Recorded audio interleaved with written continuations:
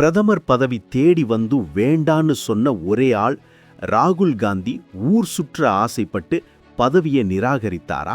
அரசியல் விமர்சகர்களின் அனல் பறக்கும் விமர்சனம். இந்திய அரசியலில் அதிகம் விவாதிக்கப்படும் ஆளுமை ராகுல் காந்தி தான்.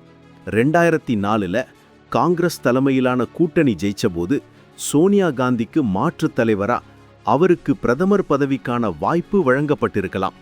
ஆனா அப்போ ராகுல் காந்தியும் அந்த பதவியை ஏற்கவே இல்லை.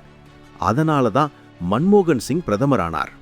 ஒரு நிமிஷம் கூட யோசிக்காம பதவி ஏத்த ராஜீவ் காந்தி மகன் பதவியையே தட்டி கழிச்சது ஏன்? பிரதமர் பதவியோட தீவிரமான பொறுப்புகள் கட்டுப்பாடுகள் மேல அவருக்கு விருப்பம் இல்லையாம். ஊர் சுற்றும் சுதந்திரம் குறைஞ்சிடும்னு அவர் பதவியை தவிர்த்திருக்கலாம்னு விமர்சகர்கள் கடுமையா குற்றம் சாட்டுறாங்க. அரசியலை ஒரு கடமையா பார்க்காம விருப்பத் தேர்வா மட்டுமே ராகுல் காந்தி பார்க்கறாராங்கிற கேள்வி பலமா எழுந்திருக்கு.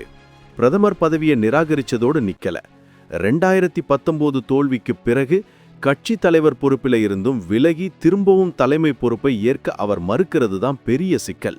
கடினமான நேரங்கள்ல தலைமை பொறுப்பை ஏற்க மறுக்கிறது அரசியல் தலைமைக்கு தேவையான முதிர்ச்சி அவர்கிட்ட இல்லைங்கிறத காட்டுதுன்னு விமர்சகர்கள் விளாசுறாங்க. ஒன்னு முழு நேரம் அரசியல் பண்ணுங்க, இல்லைன்னா முழு நேரமா ஊர் சுற்றுங்கள். பொறுப்பை மட்டும் கோருறார், ஆனா அதோட சுமையை ஏற்க தயங்குறார். இதுதான் இப்போ மைய குற்றச்சாட்டு.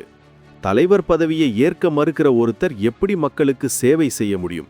வெறும் எம்பியா இருந்து நாட்டுக்கு பெரிய மாற்றத்தை கொண்டு வர முடியாதுன்னு அரசியல் விமர்சகர்கள் ஒருமித்த கருத்தை முன்வைக்கிறாங்க.